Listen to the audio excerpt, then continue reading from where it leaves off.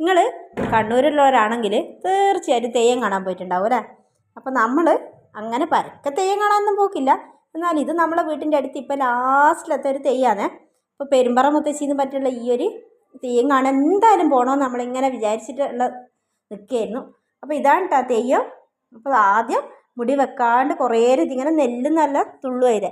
ഇത് നമ്മളെ ഇവിടെയുള്ള കുറച്ച് പ്രായമുള്ളവരൊക്കെ പറഞ്ഞത് എന്താണെന്ന് വെച്ചാൽ അവരെ ചെറുപ്പത്തിലെങ്ങാനും അവർ കണ്ടതാണ്, ഈ ഒരു തറവാട്ടിൽ നടത്തിയതാണ്. അപ്പോൾ അതിന് ശേഷം ഇപ്പോൾ ഇത് ആദ്യമായിട്ടാണ് കുറേ വർഷങ്ങൾക്ക് ശേഷം എന്ന് പറഞ്ഞു. അപ്പോൾ എന്തായാലും ഒന്ന് കാണണമല്ലോ എന്ന് വിചാരിച്ചിട്ട് തന്നെ നമ്മൾ പോയതാണ്. അന്നാണെങ്കിൽ എങ്ങും ഇല്ലാത്ത വ്യമാരിയും ഭയങ്കര മഴയുമേ.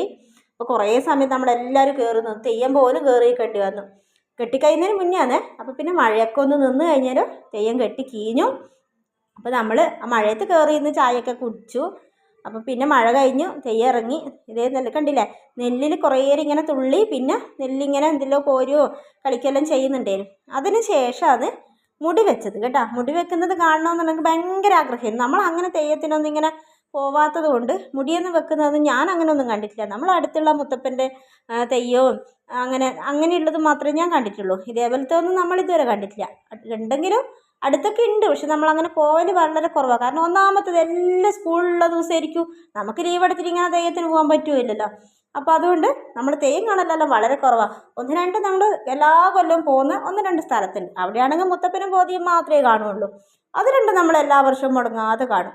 അപ്പോൾ ഈ ഒരു തെയ്യം നമ്മളെ നാട്ടിൽ തന്നെ പുതുമയായതുകൊണ്ട് എല്ലാ ആൾക്കാരും എത്തിയിട്ടുണ്ടായിട്ട് ഒരു വഴക നമ്മളെ ചുറ്റുവട്ടത്തിലുള്ള എല്ലാവരും വന്നിട്ടുണ്ടായി. കാരണം അവരിലൊക്കെ ചെറുപ്പത്തിലെങ്ങാൻ കണ്ടതാണെന്നല്ലോ പറയുന്നത്. ഇപ്പോൾ ഉള്ള തലമുറ ആരും തെയ്യോട്ട് കണ്ടിട്ടുണ്ടാവില്ല.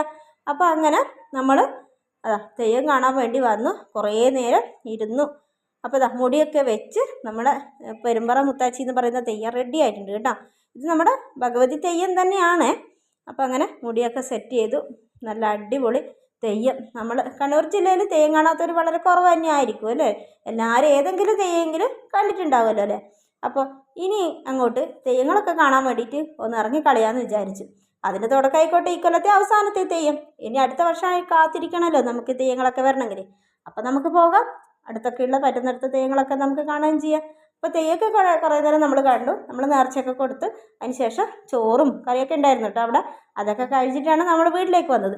വരുന്ന വഴിക്കാണെങ്കിൽ മഴ ഇങ്ങനെ ചെറുതായിട്ട് ചാറിക്കൊണ്ടിരുന്നു. എങ്കിലും സാരമില്ല, നമുക്കൊരു വയലെ കുറിച്ച് കിടന്ന് എത്തേണ്ട ദൂരമാണ് നമ്മൾ റോഡ് വട്ടത്തിൽ ഇങ്ങനെ കറങ്ങി വന്നത് കേട്ടോ. അപ്പോൾ ഇതാണ് നമ്മുടെ തെയ്യം. ഈ തെയ്യം കണ്ടവരുണ്ടെങ്കിൽ ഒന്ന് കമൻറ്റ് ചെയ്യണേ.